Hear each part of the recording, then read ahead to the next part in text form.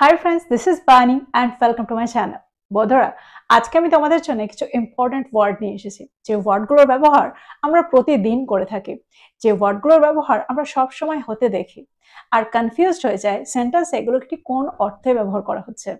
তো প্রত্যেকটা ওয়ার্ডকে খুব মন দিয়ে বোঝার চেষ্টা করো। আমি প্রত্যেকটা ওয়ার্ডের সাথে এক্সাম্পল দিয়ে তোমাদেরকে বুঝিয়ে দেওয়ার চেষ্টা করব সেন্টেন্সে এগুলোর সঠিক ব্যবহার। তো আজকের ভিডিওটাও কিন্তু খুবই ইম্পর্টেন্ট, খুবই ফ্রুটফুল হতে চলেছে। তোমরা কোথাও যাবে না, আমার সাথে ভিডিওটা একদম শেষ পর্যন্ত থাকবে। যারা চ্যানেল নতুন অর্থাৎ প্রথম আমার ভিডিও দেখছো তারা প্লিজ চ্যানেলটাকে সাবস্ক্রাইব করে নিও, তাহলে যখনই আমি ভিডিও আপলোড করবো তোমরা নোটিফিকেশন পেয়ে যাবে।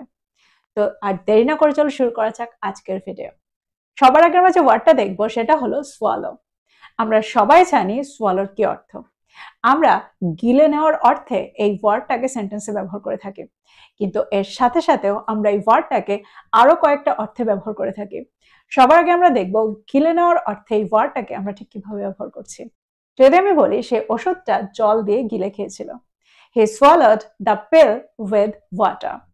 হি swallowed the pill with water. আর একটা এক্সাম্পল দেখো, যদি আমি বলি সে রুটিটা ভালো করে না চিবিয়ে খেয়ে ফেলেছিল, he swallowed the bread without chewing it well. He swallowed the bread without chewing it well.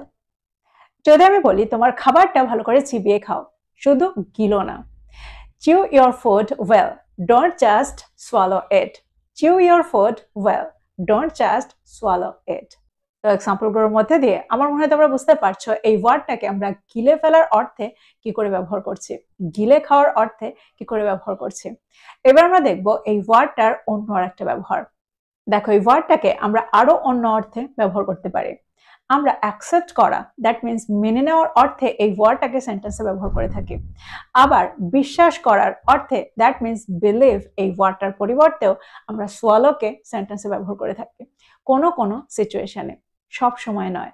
Sentence দেখো তোমরা আরো ভালো করে বুঝতে পারবে।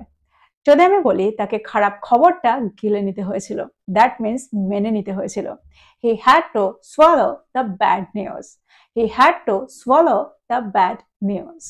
একটা এক্সাম্পল দেখো, যদি আমি বলি তিনি তর্ক না করে কঠোর সমালোচনাটাকে মেনে নিয়েছিলেন, he swallowed the harsh criticism without arguing.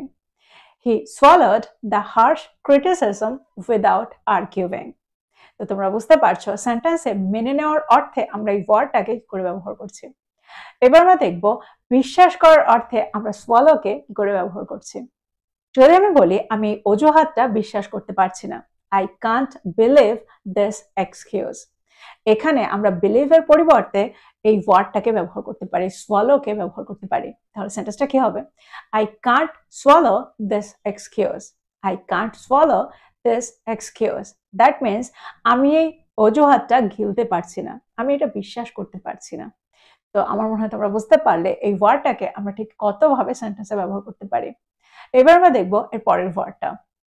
আমরা বাংলায় প্রায় বলি আমার চায়ের মধ্যে বিস্কিট ডুবিয়ে খেতে খুব ভালো লাগে। তো ডুবিয়ে খাওয়ার অর্থে আমরা সেন্টেন্সে কোন ওয়ার্ডের ব্যবহার করতে পারি? দেখো, ডুবানোর অর্থে আমরা সেন্টেন্সে এখানে ডিপ এই ওয়ার্ডটার ব্যবহার করে থাকি। এক্সাম্পল দেখো, যদি আমি বলি দুপুরের খাবারের সময় আমি সুপে রুটি ডুবিয়ে খেতে পছন্দ করি, I like to deep bread in soup during lunch. I like to dip bread in soup during lunch. এই সেন্টেন্সটাকে ভালো করে দেখো। দেখো, এই সেন্টেন্সটার মধ্যে দিয়ে আমরা এটা অর্থ করছি ডুবিয়ে খাওয়া। দেখো, আমরা স্পোকেন ইংলিশে ইটের ব্যবহার প্রায় করি না এই ধরনের সেন্টেন্সে, কিন্তু এখানে আমরা ইটের ব্যবহারও করতে পারি। অর্থাৎ সেন্টেন্সটাকে আমরা এভাবে বলতে পারি, I like to deep bread in soap and it it during lunch. এটা বললেও সেন্টেন্সটা সঠিক। অর্থাৎ সেন্টেন্সটাকে সঠিকভাবে ট্রান্সলেট করলে আমরা পরের সেন্টেন্সটাকেই বলে থাকি, কিন্তু স্পোকেন ইংলিশে আমরা প্রথম সেন্টেন্সটা ব্যবহারই বেশি হতে দেখি।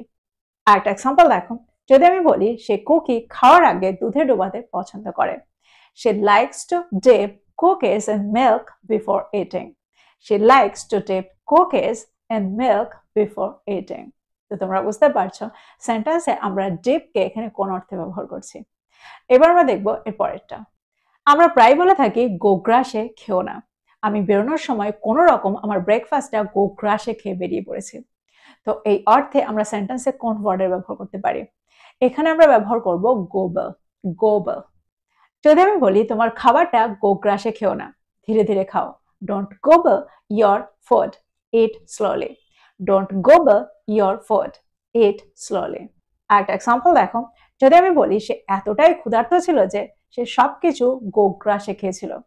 He was so hungry that he gobbled everything. He was so hungry that he gobbled everything. একটা এক্সাম্পল দেখো, যদি আমি বলি ক্ষুধার্ত লোকটা রুটি আর মাখনটা গোগ্রাসে খেয়েছিল। The hungry man gobbled the bread and butter. The hungry man gobbled the bread and butter. তো তোমরা বুঝতে পারছো সেন্টেন্সে আমরা এই ওয়ার্ডটাকে ঠিক কোন অর্থে ব্যবহার করছি। এবার তোমাদের মনে একটা প্রশ্ন আসতে পারে, আমরা প্রায় সেন্টেন্সে গোবলের পরে আপের ব্যবহারতে দেখি, গোবল আপ। তো সেন্টেন্সে এটার কি অর্থ? আবার প্রায় গোবল ডাউনের ব্যবহার হতে দেখি, তো এটার কি অর্থ? আর এগুলোর মধ্যে কি পার্থক্য? দেখো সেন্টেন্সে আমরা যখন গোবল আপের ব্যবহার করব তখন আমরা অর্থ করব যে পুরোটাই, দ্যাট মিনস পুরো খাবারটা একটুও না ছেড়ে পুরোটাই খেয়ে ফেলা, এরকম অর্থে পুরোটাই গোগ্রাসে খেয়ে ফেলা, এরকম অর্থে আমরা সেন্টেন্সে গোবল আপের ব্যবহার করে থাকি। যদি আমি বলি সে সমস্ত কুকি গোগ্রাসে 1 মিনিটের মধ্যে খেয়ে ফেলেছিল, পুরোটা খেয়ে ফেলেছিল। He gobbled up all the cookies in 1 minute. He gobbled up all the cookies in 1 minute. দেখো এখানে আমরা গবল আপ এর ব্যবহার করে এটা বোঝাতে চাইছি যে একটুও না ছেড়ে পুরোটাই খেয়ে ফেলেছে। এবার প্রশ্ন হচ্ছে তাহলে আমরা গবল ডাউন এর ব্যবহার কখন করব? দেখো গবল আর গবল ডাউনকে আমরা ইন্টারচেঞ্জেবলি প্রায় ব্যবহার করে থাকি, অর্থাৎ গবল ডাউন এর ব্যবহার আমরা না করতেও পারি, কিন্তু গবল ডাউন এর ব্যবহার করলে আমরা সেন্টেন্সটা এরকম অর্থ করতে চাইবো, অর্থাৎ সেন্টেন্সটাতে অর্থটা এমন থাকবে যে লোভী হয়ে, অর্থাৎ গ্রিডি হয়ে সে পুরোটাই খেয়ে ফেলেছিল, অর্থাৎ গ্রিডি হয়ে সে গোগ্রাসে খেয়ে ফেলেছিল। ফর এক্সাম্পল, সে বার্গারটা 1 মুহূর্তের মধ্যে খেয়ে ফেলেছিল। She gobbled down the burger in no time. She gobbled down the burger in no time. তো এক্সাম্পলগুলোর মধ্যে দিয়ে আমার মনে হয় তোমরা এই ওয়ার্ডটাকে বুঝতে পারলে। এবার আমরা দেখবো এর পরের ওয়ার্ডটা। পরের ওয়ার্ডটা হলো ডিভর। ডিভরের ব্যবহার আমরা সেন্টেন্সে গোগ্রাসে খাওয়া এরকম অর্থেই ব্যবহার করে থাকি। দেখো এখানে একটু আলাদা আছে, অর্থাৎ একটু পার্থক্য আছে। আমরা সব সময় খাওয়া বোঝাতেই এই ওয়ার্ডটাকে ব্যবহার করি না। কোনো জিনিস পুরোপুরি গ্রাস করা, অর্থাৎ খুব তাড়াতাড়ি পুরো ব্যাপারটাকেই সম্পূর্ণ করে ফেলা, শেষ করে ফেলা, গ্রাস করে ফেলা, এরকম অর্থে আমরা সেন্টেন্সে ডিভরের ব্যবহার করে থাকি। আবার আমরা সেন্টেন্সে খাওয়ার অর্থে, অর্থাৎ গোগ্রাসে তাড়াতাড়ি পুরো ব্যাপারটাকে খেয়ে ফেলার অর্থেও আমরা এই ওয়ার্ডটাকে ব্যবহার করতে পারি। ফর এক্সাম্পল, যদি আমি বলি সে গোগ্রাসেই নোবেলটি 1 রাতেই পড়ে ফেলেছিল। She devoured the novel in 1 night. She devoured the novel in 1 night. একটা এক্সাম্পল দেখো, আমরা প্রায় বলে থাকি পরীক্ষার আগে ছাত্ররা তাদের বইগুলো গোগ্রাসে গিলেছিল, দ্যাট মিনস তাড়াতাড়ি বইগুলো শেষ করে ফেলেছিল। সেন্টেন্সটা কি হবে? The students devoured their books before the exam. The students devoured their books before the exam. দেখো এখানে গোগ্রাসে খাওয়া বোঝাতেও আমরা সেন্টেন্সে এই ওয়ার্ডটাকে ব্যবহার করতে পারি। দ্যাট মিনস গবল আর ডিভরকে আমরা ইন্টারচেঞ্জেবলি প্রায় ব্যবহার করতে দেখি। তো যদি আমি বলি ক্ষুধার্ত মানুষটি গোগ্রাসে রুটি আর মাখনটা খেয়ে ফেলেছিল, সেন্টেন্সটা কি হবে? The hungry man gobbled the bread and butter. এখানে আমরা সেন্টেন্সে গবলের জায়গায় ডিভরের ব্যবহার করতে পারি, তাহলে সেন্টেন্সটা কি হবে? The hungry man devoured the bread and butter. The hungry man devoured the bread and butter. তো তোমরা বুঝতে পারছো সেন্টেন্সে আমরা ডিভরের ব্যবহারটা কোন অর্থে করছি। এবার আমরা দেখবো এর পরেরটা। এবার যে ওয়ার্ডটা আমরা দেখবো সেটা হলো স্লার্প। সেন্টেন্সে প্রায় তোমরা এই ওয়ার্ডটার ব্যবহার দেখবে। স্লার্পের অর্থ হলো জোরে জোরে শব্দ করে টেনে টেনে খাওয়া। দেখবে নুডলস খাওয়ার সময় জোরে জোরে টেনে টেনে খেতে হয়, তো এরকম অর্থে আমরা সেন্টেন্সে এই ওয়ার্ডটার ব্যবহার করতে পারি। যদি আমি বলি সে তার নুডলস জোরে জোরে টেনে টেনে খেয়েছিল। He slapped his noodles loudly. He slapped his noodles loudly. একটা এক্সাম্পল দেখো, যদি আমি বলি অতিথিদের সামনে তোমার চা টেনে টেনে খেও না। Don't slurp your tea in front of the guest.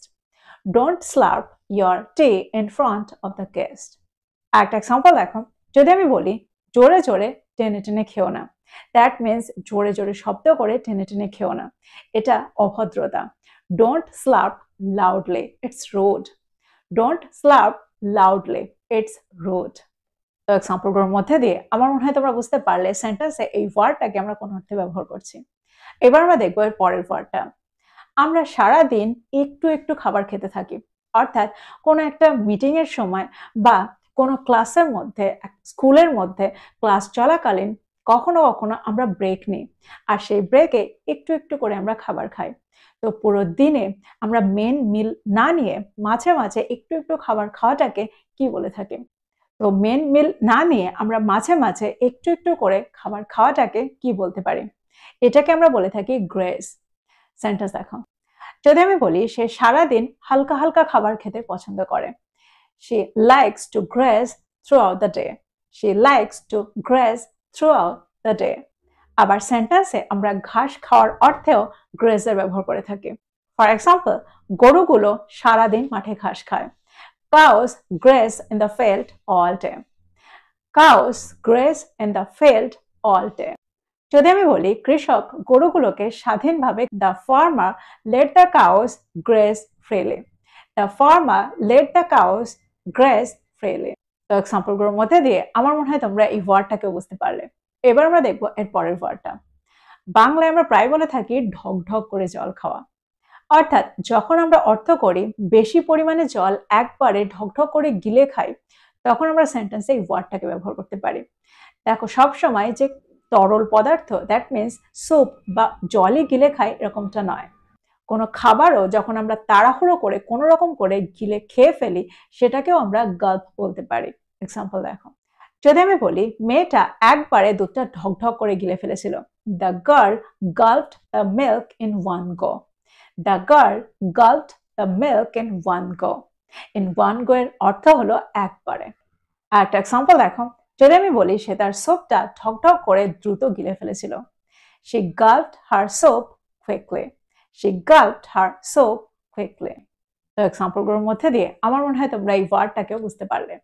ঢকঢক করে গিলে খাওয়ার অর্থে, গিলে ফেলার অর্থে আমরা সেন্টেন্সে এই ওয়ার্ডটাকে ব্যবহার করতে পারি। তো এই ছিল কয়েকটা ইম্পর্টেন্ট ওয়ার্ড, যে ওয়ার্ডগুলোকে আমরা প্রতিদিন ব্যবহার করে থাকি। প্রত্যেকটা ওয়ার্ডকে নোট ডাউন করো আর এগুলো দিয়ে প্রচুর সেন্টেন্স তৈরি করো। আমার মনে হয় প্রতিদিনের ব্যবহারে এখন তোমাদের এই ওয়ার্ডগুলো মনে পড়বে, তো সেগুলোকে ইংলিশ সেন্টেন্সে ব্যবহার করো। তো এই ছিল আজকের ভিডিও, এই ছিল আজকের টপিক। ভিডিওটা ভালো লাগলে লাইক করতে ভুলে যেও না, বন্ধুদেরকে শেয়ার করো যারা ইংরেজি শিখছে। So this is all about today. I will be back with another video. Till then, take care. Thank you for watching this video. Bye bye.